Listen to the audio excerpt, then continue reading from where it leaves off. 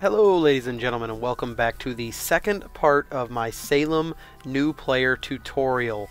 Now the first one I covered installing Salem, getting the Ender's Client, which is a must. You have to get Ender's Client because, well, this portion of the video is going to be discussing the user interface, how it works, the different beginner hotkeys, and what you're looking at so that it's not so overbearing and confusing. So to get started, what we're going to do is we're going to create a character. Now, when you create a character, since this is a brand new account, like we left off last time in the video, since this is a brand new account, you're going to get this little help thing, and you can read it if you want. Basically, it just explains left click to move, right click to interact. You can use WASD if you want. I don't really use it that often, but you can use WASD if you want. So first, before I even move my character around, I'm going to explain a few of the things that you are looking at.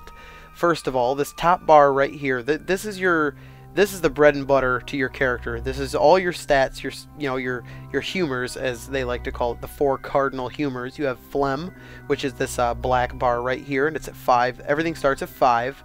Phlegm. Now, phlegm is your workhorse stat. This is the stat that you're going to use when you craft things, climb up cliffs, when you do basically everything that requires some sort of physical activity in the game. Yellow bile, which is this one, is your attack. So basically when you get your self-defense skills and you are able to attack creatures in the wild, this will base off of your attack damage, more or less. Now the red one is blood, and this is your overall health, which is lost when lighting or failing to light fires, being attacked by other players, creatures, etc., etc.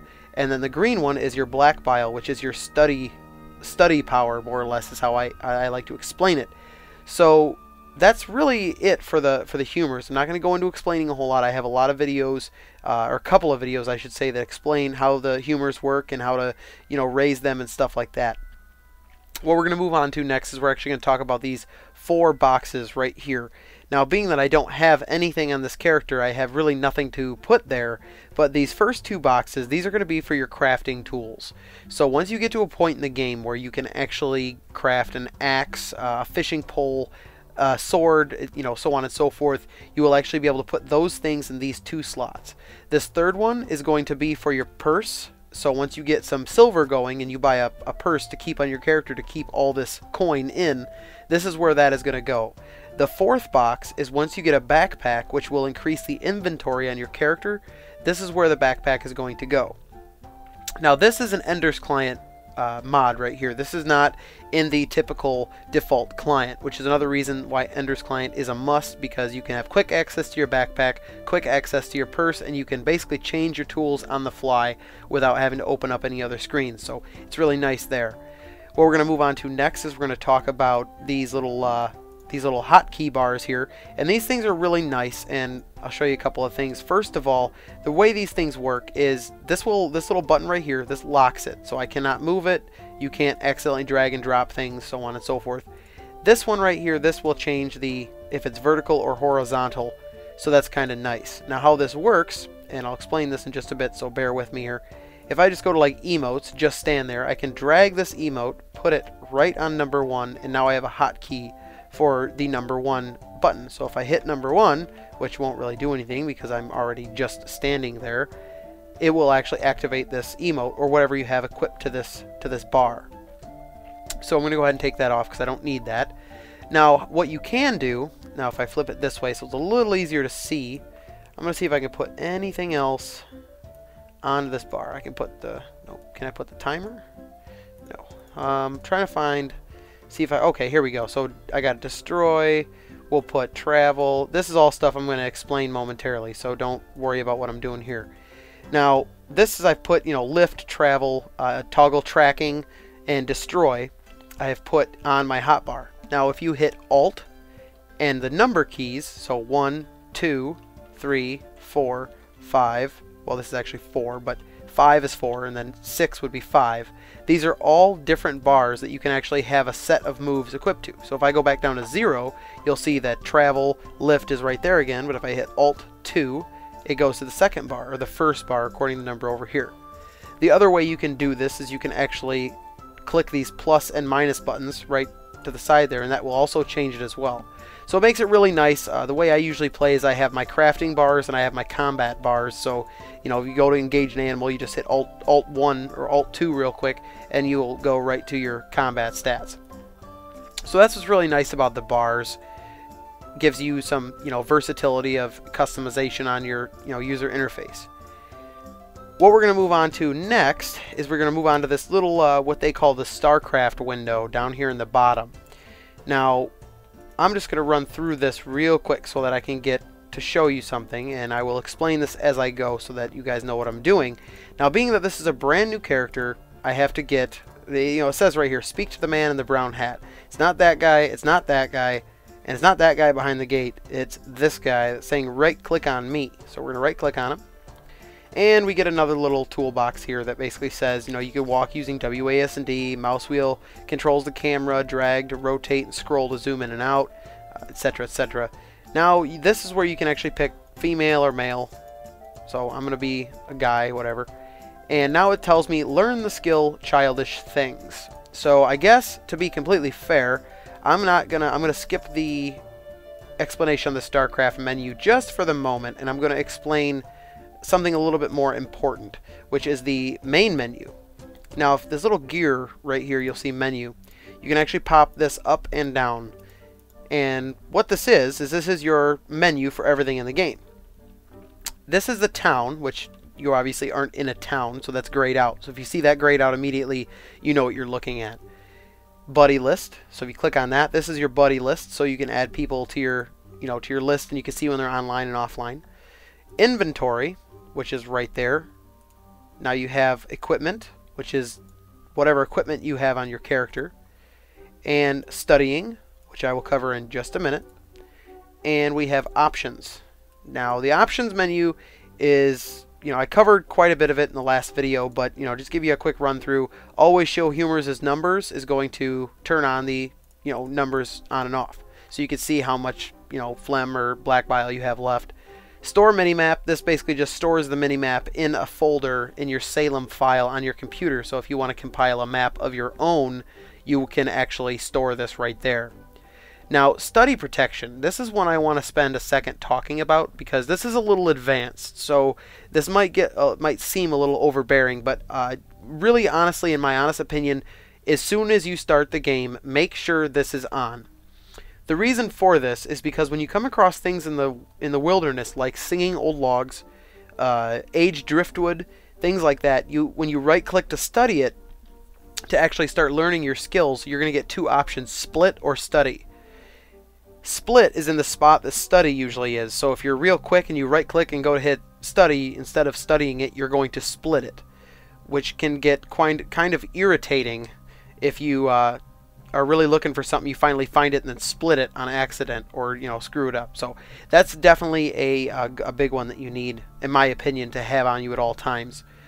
Show purity as multiplier. Basically what this does is it shows purity on items. That's kind of advanced. I'm not really going to get into that.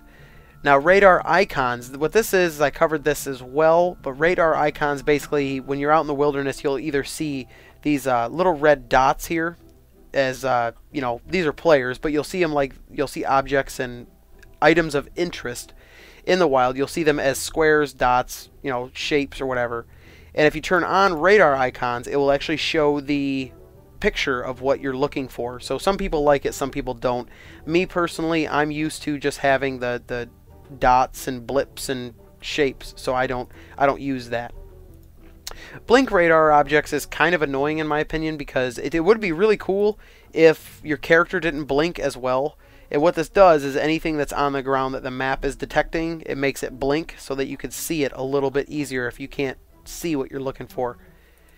Now, take screenshots silently. That's kind of later on. Include UI on screenshots once again later on. And camera, pretty simple. Follow cam, smooth, and freestyle. I use freestyle. It's one of the features of Ender's client, and it's definitely really nice for those weird little situations you get into where you're trying to see at a really awkward angle. Follow cam smooth is kind of nice. You know, it makes things a little bit more smooth to look at. So you can actually, you know, when you rotate the camera, you can't pan up and down. It's only this view, so you can't change out of that. So I'll leave that on for now for the time being. brightness slider, which actually just changes the brightness of the world. So you actually get, you know, that kind of thing. That's pretty cool. Audio, sound volume. I usually keep mine down because the music in Boston gets horribly repetitive after a while. So I usually leave that turned down. So what we're going to move on to now that we talked about the options is I'm going to explain the part where it says learn skill childish things. Now when I opened this menu here earlier, studying, there's this little option right here, childish things. You're going to go ahead and click that, and then you click buy. And what this does is this actually buys the skill childish things. So this is what you have to do to create your character to actually get started. So we're going to buy that, and now it's going to tell me, you know, hey, look, you bought your first skill. You can craft some new inspirationals. You can read it if you want. I'm not going to bother.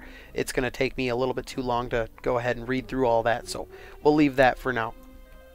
Now, what you're going to notice if you have Ender's Client is if you open up the chat and go to System, it will actually tell you what you gain access to when you learn something. So that I just learned childish things, and that gave me access to the Maple Mustache Mask, Rock Maracas, it gave me the Laugh emote, and it gave me access to Grass Whistle, which is an inspirational.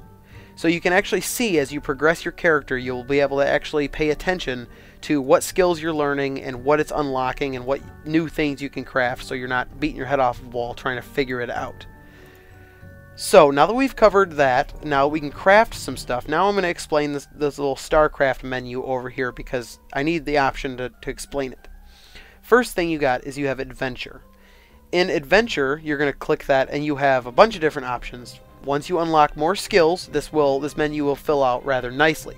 But just to start off, you have Travel, Criminal Axe, Destroy, Dig, Lift, Repair, and Toggle Tracking. Now Travel, it will allow you to travel home or to Boston as long as you have a homestead or an empty inventory. So you can't travel home from out in the wild unless your inventory is empty. You can't travel to Boston out in the wild unless your inventory is empty or you're at your claim. As long as you're at your claim, you can travel from Boston back and forth with stuff in your inventory. So kind of helpful there. Now going back, Criminal Axe. Criminal Axe is something, as a new player, do not click this. What this will actually do is if you click it and you don't think about it, you're going to go to walk up to somebody's claim and you're going to walk right up to it and think, oh no, this is claimed, I can't get in, and you're going to walk in. What this will do is it will actually leave a scent of trespassing, and you'll drain black bile and you'll get a criminal debuff, and that's once again for a later video. Just don't click it. Destroy, obviously, you probably won't use this a whole lot as a new player, mainly because your skills are not going to be high enough, or your humors will not be high enough to actually destroy much. So that's kind of one of those things too that you're not going to really use a whole lot early on. Dig, also another one that you probably won't use a whole lot of early on, mainly because the phlegm requirement for it is pretty ridiculous early on, and it does take a lot of phlegm to dig. Lift is going to be very useful. You're actually going to be able to lift things, move things when you first start getting your settlement built, so it'd be kind of nice. Repair is for if you have, let's say you go out in the wilderness and you set up your own little camp, but you don't have a claim stone yet and things start decaying. This is where that option comes into play, is right there. Toggle Tracking. Now Toggle Tracking will allow you to see scents, and you will be able to track scents down and stuff like that. However, I do believe you have to actually have the ability, Indian Tracking, to track scents down. I think you could see them, you just can't use them. Help menu, obviously, Welcome to Salem, General Interaction, and Skills and Proficiencies, the three windows that we just looked at. So if you accidentally exit one of these windows, you'll be able to reopen it again. So you can go Help, and then you go right in there, so on and so forth. Movement, not really much in there right now. It will fill out eventually over time. All you have now is climbing modes, which is only Afraid of Heights, which is the default climbing mode. You got Run, which do not turn this on. As a new character, Run will drain your energy so fast, it's not even comprehensible. But once you get a few skills, you'll get Wander, and you'll get a couple other movement abilities that make things a little bit nice. Now the craft menu, this is the menu I was talking about. I actually skipped over this because I wanted to spend a second talking about this menu. The craft menu will fill out very nicely as you start learning your skills. I mean, right now the only thing I can craft is inspirationals. I can only craft the Rock Maracas, the Grass Whistle, and the Maple Mustache Mask. Those are the only 3 inspirationals that I can craft at the very moment. But all of your crafting things that you're going to be doing is going to come right from this menu. Poses and emotes, once again, you get your emotes there. You laugh, and then you got just stand there. As you, once again, learn more skills, the emotes start filling out quite well. And then extended. The extended is really nice because I want to make a point to make this known, because some people don't know this. Timers are very nice, because let's say you get to that point in the game, you want to time something, something's about done.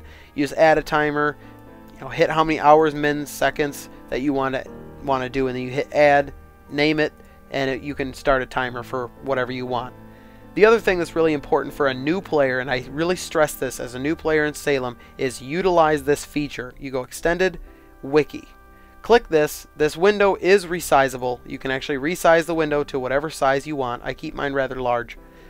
But what you can do with this is, let's say you're out in the wilderness and you're going, how in the world do I make this, or what do I use to get up my frontier and wilderness? So you go frontier, and you only have to use keywords. It'll pop up and it'll say frontier and wilderness. Click on that, and it will load the information from the wiki.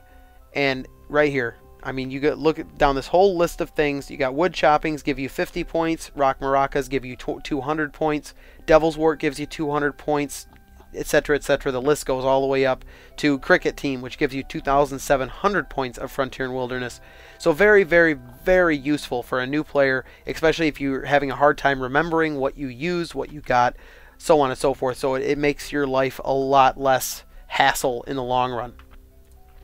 As far as that for right now, that's a whole, not really much on the StarCraft menu, because obviously, as I don't have many skills, it's not quite filled out yet. But this is a guide for you as a new player, so this is what your menu is going to look like. Moving on to the bottom of this, I guess you could say menu right here, is you got your chat, which I was just talking about, and height map, which I really haven't quite figured out. I don't really know if it's some sort of thing to see if everything's level or what. I think it's for leveling purposes, but I don't really use that. I'm not really sure, so I don't know. You have display town claims. So if you're looking for a town, you're looking for a village, or you're looking for the edge of Boston, you can click town claims. Personal claims will let you see things that players have claimed and how big their claim is, and so on and so forth. So it's kind of nice to see. So that's really all there is to the user interface. Now, there are things inside this user interface that I will get to. Obviously I've talked about the crafting, which is right there. This is the crafting, I'm sorry, the skills menu, where you can level up your skills, proficiencies, learn skills, so on and so forth, which is, for all you hotkeyers out there, it's Control T. You have Control E, which is your equipment window, and that will, you can equip your purse, mask, backpack, hat, cape. It's, the list goes on of things that you can put on your character. Control O is your options menu, obviously, and Tab is your inventory menu, and this will open up your inventory, open it and close it, so on and so forth. And if you can't remember all of the hotkeys, if you open the menu right here, Control B is buddy list, Tab is inventory, Control E is equipment, Control T is studying, and Control O is options. It's pretty straightforward and pretty simple and easy. So now that we've covered most of that, what we're going to do is I'm going to walk you through the Boston, I guess you could say the port, and we will create our character and get going here. And we will start covering the more advanced stuff later on in the next video I'm going to do. But now that this window pops up, it's just going to tell you, many objects in Salem, such as this chest, have inventories associated with them. Inventories are used to store items, and items are what the game is all about. So you can go ahead and read that if you like. I just close it because obviously I've seen it 100 times. Now, this is something I want to stop right here, because I see a lot of people that do this, and I want to make this a point to explain this. Some people like to do this. They like to click, drag, click, drag, click and drag, and click and drag. There is a much easier way of doing this. You can actually shift click. If you hold shift and go left, left, left, left, you move things quick back and forth and very simply. So you don't have to click and drag, click and drag, click and drag. Now if you hit Control E, you can actually open up your equipment screen, and if you hit shift again and left click, left click, left click, left click. You have just put all the clothes onto your character and you're ready to go.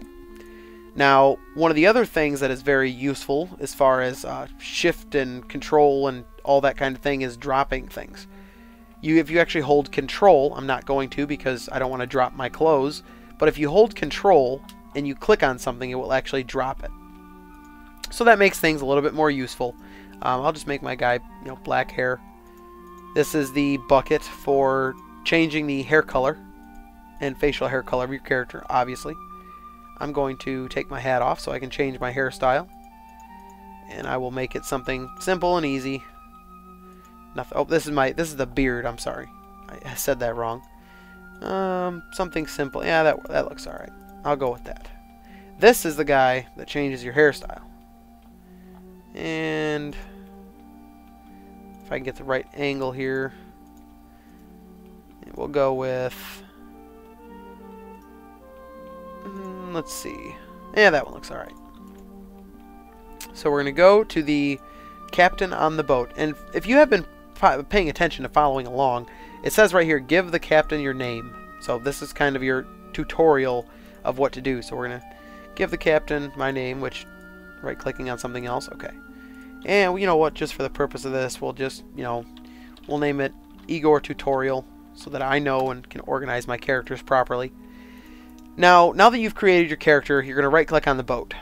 Now, I just did a video log explaining the 3 servers and who's on what. Plymouth is the main server. That's where the tribe is, and that's usually, for the most part, the most popular. At least I think. Roanoke, I think, might be more popular now.